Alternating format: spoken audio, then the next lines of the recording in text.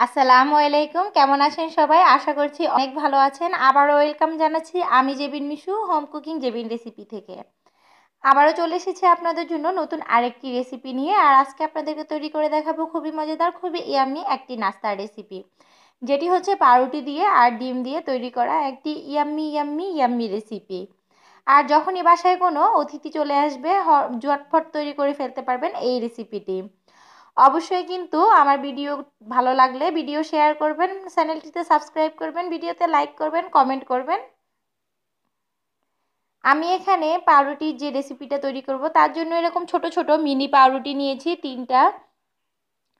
আর এখন এই পাউরুটিগুলো সাইডগুলোকে একটু কেটে নিব। সাইডগুলো কেটে নিব বলতে খুব ভালো করে কাটবো না, মোটা যে শক্ত অংশটা আছে সেটা জাস্ট একটু ফেলে দিব এরকম করে হাত দিয়ে। তারপরে পাউরুটিগুলোকে এরকম করে 3টা পিস করে নিব। এরকম মোটা মোটা পিস হবে। টোটাল কথা হচ্ছে একটা পাউরুটি 3টা পিস করে নিতে হবে, এরকম ঘনত্ব হবে। আর এরকম সাইডগুলোকে, মোটা যে অংশ শক্ত অংশগুলো সেগুলোকে ফেলে দিবেন। আমি সবগুলো পাউরুটিকে এভাবে কেটে নিয়েছি আর উপরে যে শক্ত অংশটা আছে সেগুলোকে এরকম করে ফেলে দিয়েছি। এবার যে সাইডের অংশগুলো আছে এগুলোকেও ফেলে দিব। সবগুলো পাউরুটি সাইডের আর উপরের যে শক্ত অংশটা ছিল সেটা ফেলে দিয়েছি, না হলে দুধে শিরায় দিলে পাউরুটিগুলো কিন্তু দুধটা চুষবে না। এবার একটা বাটির মধ্যে আমি ডিম ভেঙে নিচ্ছি। আমি এখানে 2টো ডিম নিয়ে নিচ্ছি। আর বলে রাখা ভালো, আমি কিন্তু গ্রামের বাড়িতে বেড়াতে এসেছি আর এখানে আসার ফলে আপনাদের জন্য কোনো রেসিপি কিন্তু তৈরি করতে পারছিলাম না। তাই হঠাৎ করেই চিন্তা করে ফেললাম যে মাটির চুলায় আপনাদের জন্য এই রেসিপিটি তৈরি করে ফেলি, যেহেতু আমি এই রেসিপিটি গ্রামের বাড়িতে এসে শিখেছি।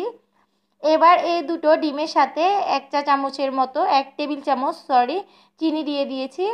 আর এই চিনিগুলোকে আর ডিমগুলোকে ভালো করে ফেটিয়ে নিচ্ছি। আপনারা যারা মিষ্টি বেশি খান তারা চাইলে চিনির পরিমাণটা আরেকটু বাড়িয়ে দিতে পারেন, চাইলে সামান্য পরিমাণ লবণও এর সাথে অ্যাড করে দিতে পারেন। এবার চুলার মধ্যে আধা লিটার পরিমাণ দুধ নিয়েছি। 1 লিটার দুধকে ঘন করে তারপরে আধা লিটার করে নিয়েছি। এবার এই আধা লিটার দুধের মধ্যে আমি 3 টেবিল চামচের মতো চিনি দিয়ে দিচ্ছি। প্রথমে বলে রেখেছিলাম আপনারা যদি মিষ্টি বেশি খেতে চান মিষ্টির পরিমাণটা বাড়িয়ে দিতে পারেন। দুধটা যখনই এরকম বলক আসতে শুরু করবে তখনই দুধের শিরাটা তৈরি হয়ে যাবে। আর এই দুধটাকে একটা ঢাকনা দিয়ে একটা সাইডে রেখে দিতে হবে যাতে দুধের শিরাটা ঠান্ডা না হয়ে যায়। এবার চুলার মধ্যে একটা পাইপেন বসিয়ে তার মধ্যে সামান্য পরিমাণ তেল দিয়েছি। তেলের পরিমাণটা দেখেই বুঝতে পারছেন এটা কিন্তু ডুবো তেল না, হালকা পরিমাণে তেল দিয়েছি।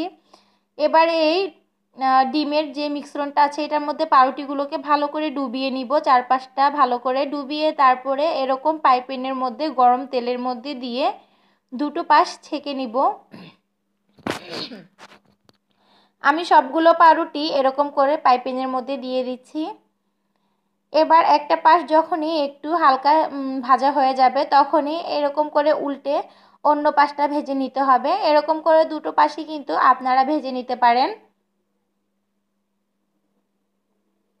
আর গ্যাসের চুলা যখন করবেন তখন কিন্তু চুলার আঁচটা মিডিয়াম হিটে রাখবেন, লো হিটেও না হাই হিটেও না। যেহেতু আমি এখানে লার্কি চুলাতে তৈরি করেছি তাই আপনাদেরকে চুলার আঁচটা ঠিকমতো আমি বুঝাতে পারছি না, বাট এমনভাবে জালটা রাখবেন যাতে একদম বেশি পুড়ে না যায় আবার খুব তাড়াতাড়িও মানে লালচে না হয়ে যায়, সেরকমভাবে চুলার আঁচটা রাখবেন। আমি এরকম করে ব্রাউন করে সবগুলোকে ভেজে নিচ্ছি।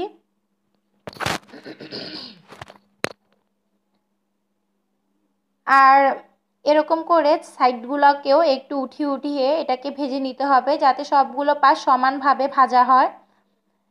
আর এই পিঠাটাকে গ্রাম অঞ্চলে যেখান থেকে আমি শিখেছি ওরা কিন্তু এই পিঠাটাকে লোবের পিঠা বলে, মিনি পাউরুটিগুলোকে লোব বলে। আমি সবগুলো পাউরুটি ভেজে এভাবে উঠিয়ে নিচ্ছি।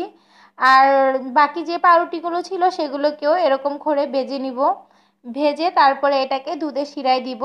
আর দুধটা কিন্তু গরম রাখতে হবে, ঠান্ডা হলে চলবে না। সবগুলো পাউরুটি ভেজে নিচ্ছি। সবগুলো পাউরুটি ভাজা হয়ে গিয়েছে, এগুলোকে একটা বড় বাটি নিয়েছি তার মধ্যে সবগুলো পাউরুটিকে সাজিয়ে নিচ্ছি।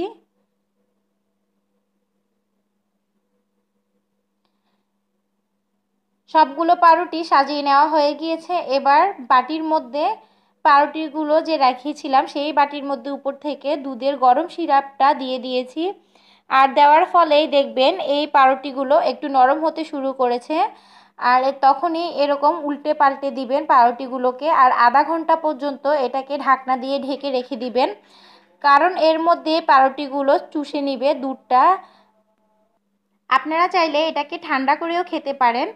আমি আধা ঘন্টা পর এটাকে পরিবেশন করে দিয়েছি, আর এটা একদম ফুলে টইটুম্বুর হয়ে গিয়েছে, রসের একদম রসালো হয়ে গিয়েছে। আশা করছি আজকের এই রেসিপিটি আপনাদের ভালো লাগবে। ভালো লাগলে অবশ্যই কিন্তু ভিডিওতে একটা লাইক দিয়ে দিবেন, ভিডিওটি শেয়ার করে ফেলবেন আপনাদের ফ্যামিলি অ্যান্ড ফ্রেন্ডসদের সাথে। আর অবশ্যই চ্যানেলে নতুন হলে চ্যানেলটি সাবস্ক্রাইব করে ফেলবেন।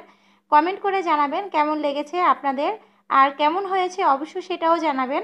আশা করছি ভালো থাকবেন, দোয়া করবেন আমার জন্য। দেখা হচ্ছে পরের ভিডিওতে। আল্লাহ হাফেজ।